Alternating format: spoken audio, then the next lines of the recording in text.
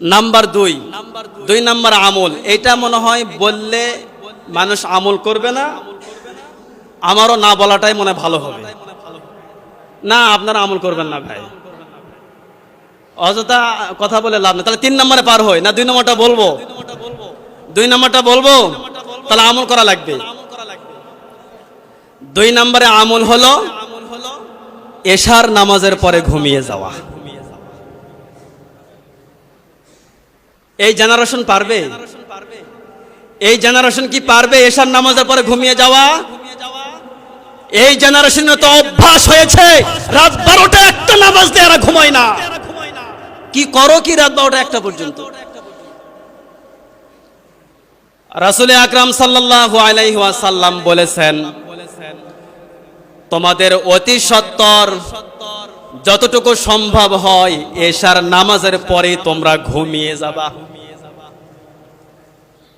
কারণ যদি তোমরা এশার নামাজের পরে ঘুমিয়ে যাও তাহলে তোমরা ফজরে জাগ্রত হতে পারবে। আর যদি ফজরে তোমরা নামাজ আদায় করতে পারো তাহলে ফজরের পর থেকে সময় তোমাদেরকে 8টা পর্যন্ত আর ঘুমাতে হবে না। এখানে কত মানুষ বসে আছে 12টায় ঘুমায়, সকাল 8টায় ঘুম থেকে ওঠে। মূলত ওই লোকটার কারণেই সামনে কিয়ামত আসছে, ওই লোকটার কারণে কিয়ামত আসতেছে।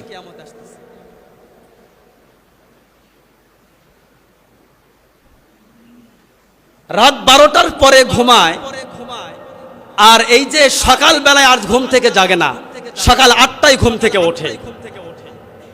আচ্ছা, ফজরের নামাজের পর থেকে সকাল 8টা পর্যন্ত দীর্ঘ সময় না? এই সময়ে যারা কাজ করে অন্তত পক্ষে আমি মনে করি এক বেলা কাজ হয়ে যায়। আর যে বেটা ঘুমালো আর কি হয়? ওই অলসের কি হয়? যে ঘুমাইলো।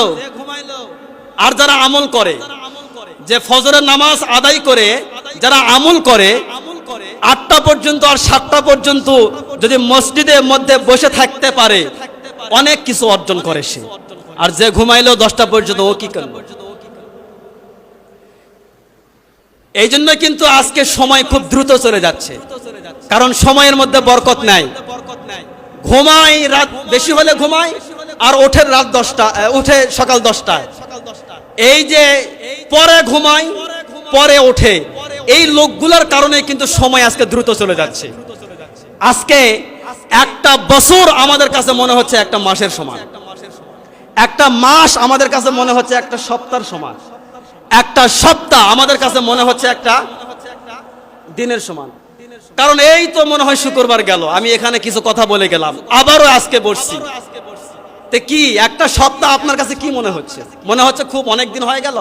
না, একটা বছর একটা মাসের সমান ওই লোকগুলোর জন্যই, যেই লোকগুলা রাত 12টায় ঘুমায় সকাল 10টায় ঘুম থেকে ওঠে, ওদের জন্য সময়ের মধ্যে বরকত কমে গেছে।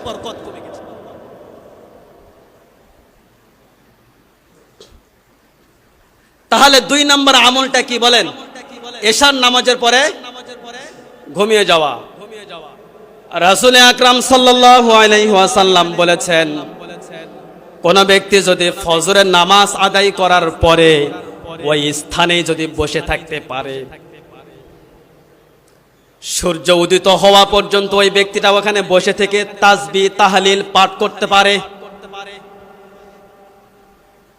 এরপরে সূর্য উদিত হওয়ার পরে 2 রাকাত ইশরাকের নামাজ পড়ে মসজিদ থেকে বের হয়ে ওই ব্যক্তি যদি বাড়ির দিকে যায়, আল্লাহর রাসূল সাল্লাল্লাহু আলাইহি ওয়াসাল্লাম বলেছেন ওই ব্যক্তিটা একটা কবুল হজের সওয়াব এবং একটা কবুল উমরার সওয়াব নিয়ে বাসায় ফিরল।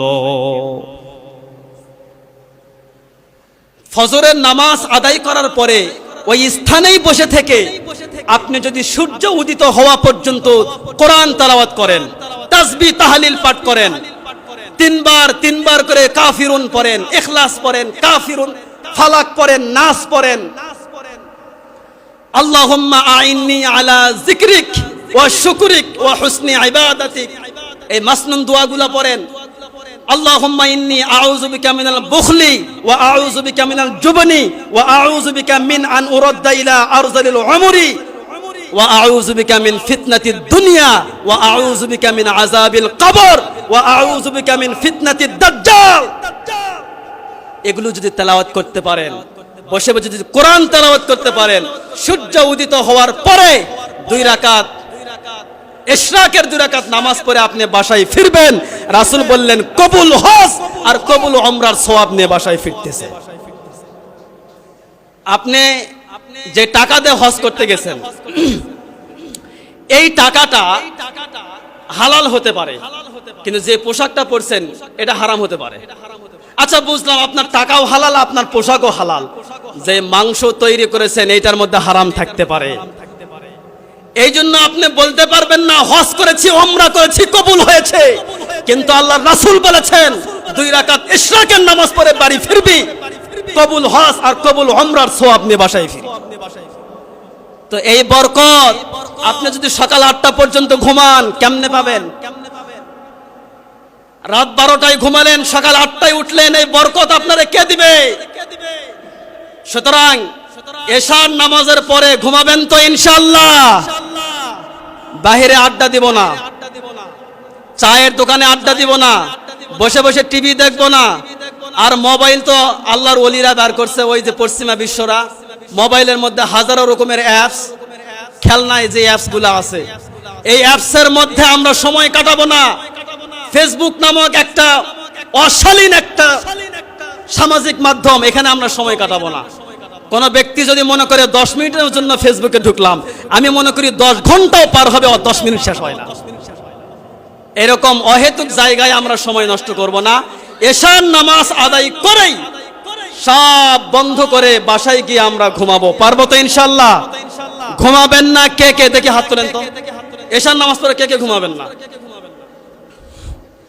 তাহলে আমার ওয়াজ আজকে সার্থক হলো। বোঝা গেল সবাই এশার নামাজের পরে ঘুমাবেন। ভাই সারাদিন অনেক কর্ম করেছেন, অনেক বেচা কিনা করেছেন, এই রাতের বেলায় বেচা কিনা আর কর্ম না করলে যে আপনার জিন্দেগি থেমে থাকবে বিষয়টা এমন না। অতএব রাসূলের হাদিসের উপরে আমল করেন। তাহলে 2 নম্বরে কি বললাম ভাই? এশার নামাজের পরে ঘুমিয়ে যাওয়া। আরেকটা আছে, বলার তো সময় হবে না। জিলহজের মাসে চাঁদ ওঠার পরে যারা কুরবানি করবে, চুল নখ এরা যেন কুরবানির আগে না কাটে। এটা তো আপনারা জানেন তাই না? কিন্তু একটা তথ্য আপনারা জানেন না, যারা কুরবানি করবে না মূলত তারাও যেন এই আমলটা করে।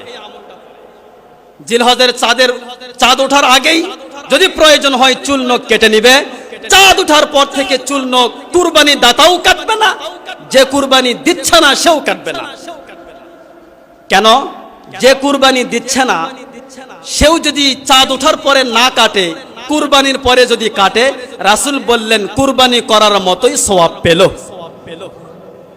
এখন কথা হইল যে চুল নখ কাটতে নিষেধ করলেন, আজকের সমাজে যারা চুল কাটে এরা কি চুল কাটে না এরা শয়তানের কাটিং দেয়? বলেন। যদি বলা হয় ভাই কার কাটিং দিছো, বলবে মেসির কাটিং।